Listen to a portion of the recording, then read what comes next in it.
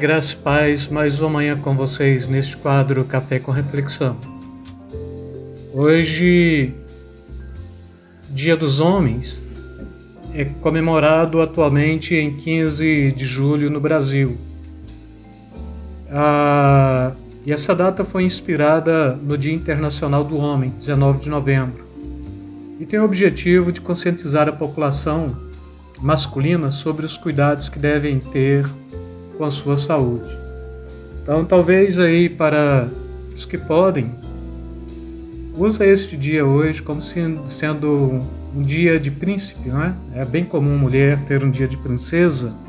Tem um dia de príncipe hoje, aí vai ao médico, mede aí a sua taxa suas taxas, não é? E procura ser saudável, porque há uma necessidade muito grande de homens que sejam saudáveis nesta nossa comunidade mesmo e que sejam relevantes, não é? Então, o Dia do Homem ele vem bem a calhar para trazer estas nuances que tanto precisamos. E gostaria de estar refletindo com vocês nesta sexta-feira mesmo, não é? Ainda dando continuidade do que eu falei ontem, não na sequência mesmo, mas dando continuidade ao assunto. 2 Timóteo capítulo 3, versículos 12 a 14, Paulo ele está afirmando para Timóteo, é uma carta pastoral, então ele está aconselhando Timóteo, não é? E aqui, com certeza, para nós também a palavra de Deus. De fato, todos os que desejam viver piedosamente em Cristo Jesus serão perseguidos. E ele continua: contudo, os perversos e impostores irão de mal a pior, enganando e sendo enganados.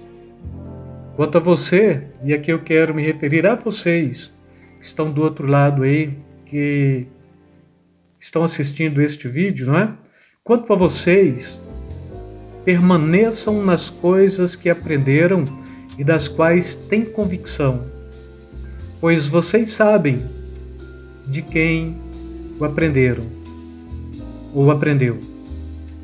E com isto, ainda dando continuidade que eu falei ontem acerca, Paulo escrevendo neste mesmo capítulo, não é, acerca dos dias maus, os últimos dias, sobrevirão homens terríveis. Ele começa propondo assim, e vai mostrando quais são as características destes homens, ponto de nos deixar escaldado mesmo. Mas aí a gente pensa, bom, mas o mundo está assim, né?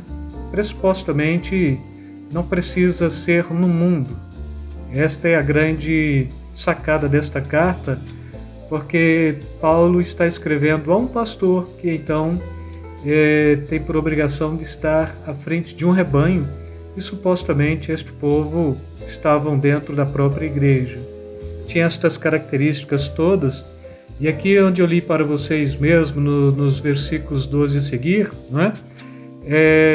De fato, todos que desejam viver piedosamente em Cristo sofrerão perseguição, contudo os perversos e impostores irão de mal a pior, enganando e sendo enganados também. É uma característica que hora ou outra a gente está olhando para dentro de casa mesmo.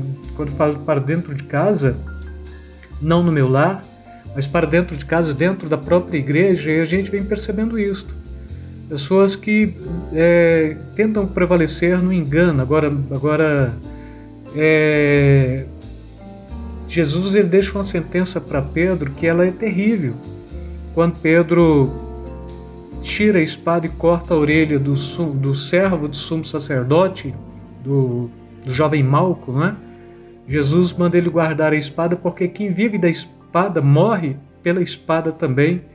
E aqui a proposta também é esta: estes que são aí de fato enganadores, eles vão de mal a pior, porque eles não só enganam, como também serão enganados. Então leve esta vida aí de justa recompensa, eu diria assim, não é? Porque se você planta um fruto, você quer colher aquele fruto e não o outro. E aí Paulo ele está escrevendo aos Gálatas e ele diz: não erreis, Deus não se deixa escarnecer, pois tudo aquilo que o homem semear, é isto que ele vai colher, não é? E assim, irmãos, pensando nesta possibilidade também, domingo passado eu fechei a pregação aqui na nossa igreja, trazendo 7 características de um falso cristão, ou de um cristão falso, mas que também pode ser 7 características de um cristão que ainda não teve encontro genuíno com Jesus, ou 7 características de um pressuposto servo, não é? Que ainda não tem tomado a consciência de que servir é se humilhar mesmo, não é? E ainda sempre falo para vocês, nunca creia no grande servo de Deus, porque se é grande, como pode ser servo? E se é servo, como pode ser grande? E aí eu trouxe a conclusão do sermão e eu quero trazer estas características para que todos vocês possam pegar também. E aqui a gente vai enquadrar bem, quando eu ainda peguei estas características, eu fui aqui mesmo, em Timóteo, carta pastoral, para perceber bem o que de fato Paulo escreve e trazer estas características para vocês, 7 características de um cristão falso, de um falso cristão, de um cristão que ainda não foi genuinamente convertido, né? A primeira característica, mesmo que tenha recursos materiais, ele não ajuda os mais necessitados. A gente vê isso com muita notoriedade, com muita facilidade, com uma visão muito ampla, estas coisas dentro da igreja, e que de alguma forma deixa até um tipo de indignação, porque a igreja ela não está ali para ter uma pauta comercial, mas ela está ali para, do ponto de vista de Atos mesmo, Atos 1, 2, 3, 4, 5, né? Até o versículo 9 também, depois todo livro de Atos, a igreja ela tem uma função mesmo que é de ser assistencial, cuidar das viúvas, dos órfãos e dos estrangeiros. Os 7 primeiros diáconos, eles foram eleitos justamente para isso, para cuidar das viúvas que eram judias, mas de fala grega, e que não sabiam pedir pão. E aí os 7 diáconos, a característica interessante é que todos 7, os nomes deles têm origem grega. Então eles dominavam bem o hebraico por ser judeu também, dominava bem o grego por ser talvez também conhecedores da cultura grega, helênica, né? E ainda Paulo, a proposta é que escolhesse 7 homens cheios do Espírito Santo e de sabedoria para que pusessem em cima daqueles negócios. E aí a gente pega essa primeira característica, não é? Mesmo que tenha recursos materiais, ele não ajuda os mais necessitados. A segunda característica, vive cobrando dos outros que sejam honestos, santos, puros, coisas que ele não é. É uma outra característica também que a gente muito vê dentro da igreja, não é? As pessoas cobrando, está olhando, está vendo? Aquele cara é carnal, aquele cara, eu sabia que ele era picareta, e sai cobrando postura de honestidade, de santidade, mas ele mesmo não é. Porque se fosse, ele não estaria acusando. O cristão, ele não acusa. Quem acusa, a Bíblia diz, neste contexto, é o Espírito Santo que nos acusa, e depois, neste contexto de acusar mesmo, este é um papel que não é da graça, é um papel que é do diabo.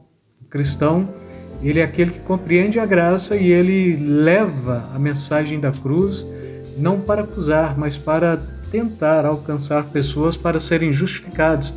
Terceiro, irmãos, nem ama pregações, nem as põe em prática, porque tudo que se prega é uma indireta para ele.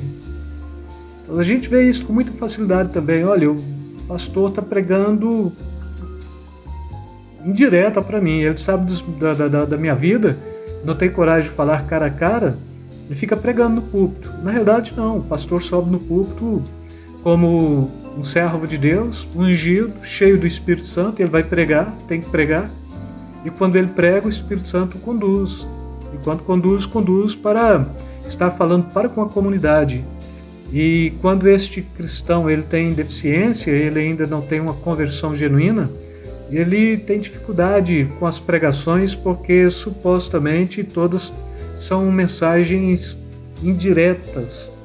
E depois também, a primeira, segunda, terceira, a quarta característica, tem desprezo por quase todos. Gosta de olhar andando por cima, né? Andando e olhando por cima dos ombros. Gosta de ter esta capacidade de se sentir melhor do que os demais. Enquanto na igreja a gente prevalece pela humildade, pela simplicidade, não é? Depois, 1, 2, 3, 4, 5, 6, não é? Vive fazendo comentários negativos e maldosos sobre todos, espalhando contendas e demonstrando ressentimentos. E a sexta característica é lobo disfarçado de ovelha, mostra traços de autoritarismo e de egoísmo. E a sétima característica, gosta de se exibir. E a gente vai perceber que, de fato, se a gente enquadra em alguma destas características aqui, a gente tem que refazer a nossa consciência acerca do Evangelho, acerca da Palavra de Deus. E daí, talvez, porque Paulo está falando, aparta-te dos tais, não é? Talvez a Bíblia está falando que as más conversações corrompem os bons costumes, e dentro da igreja mesmo. Se você talvez está colado numa pessoa ali para tentar ajudá-la, para tentar tirá-la de onde está, mas está com dificuldade, corre um sério risco desta pessoa te jogar para onde ela está, não é? É lógico que a proposta sempre é resgatar o pobre, o oprimido, não é? O desvalido, pô-lo de pé, ajudar o soldado ferido, mas eu diria que hoje você não pode fazer isso só.